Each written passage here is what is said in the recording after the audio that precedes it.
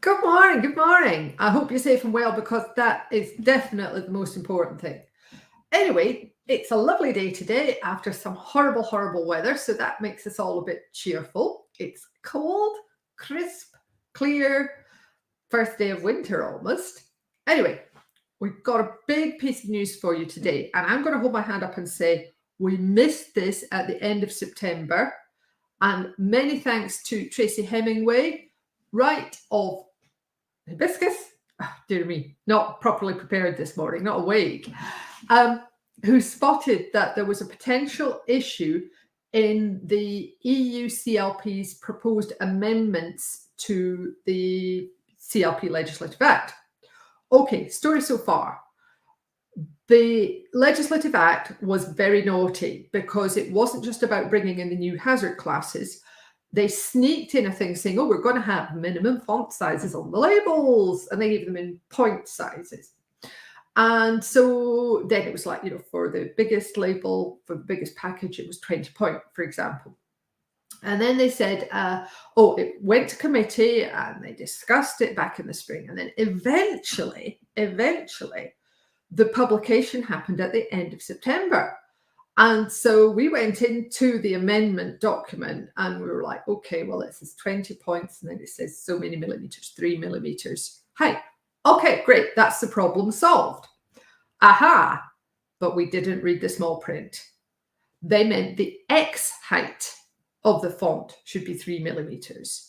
Now, the X height is literally the height of a lowercase x. That's like the main bit of the text, not with the ascenders and the descenders. Whereas point size covers everything. Not good.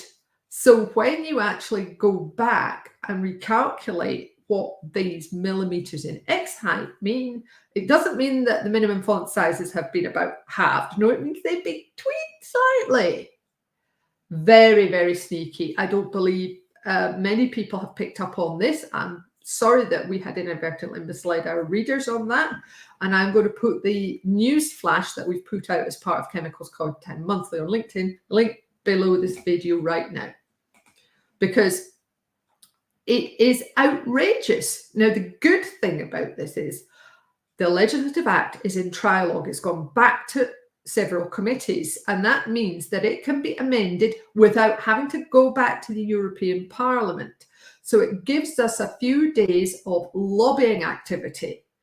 CEFIC, CIA, CBA, get on the blower, get across to Brussels, talk to the people on these committees and ask them to please, please, please remove the minimum font sizes. Because as you'll see in the news flash, as you'll see in what we described in January when minimum font sizes came in, it is going to create an awful lot of work and worry and expense, and it is not going to help the safety of the end user one little bit. And in fact, it may even be counterproductive, because if you try and do a label with these minimum sizes, whether it's the original ones or the proposed ones, it doesn't work properly. There's not enough space to move things about.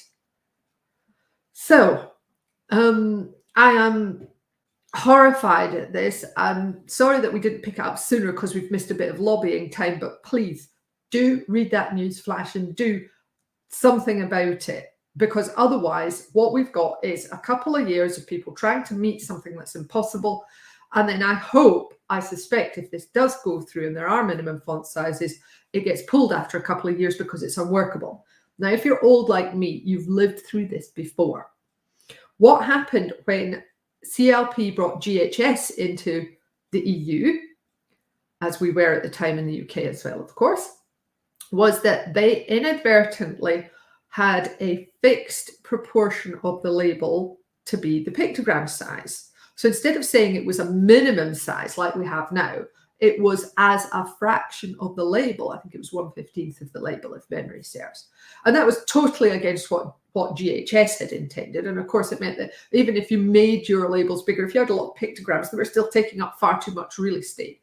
And that wasn't resolved until the second ATP, but it was resolved.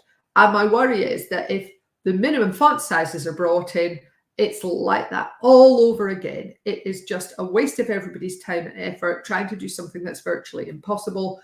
and it doesn't help the end user. It doesn't make things safer one little bit. Okay, I will get off my soapbox. Thank you for listening.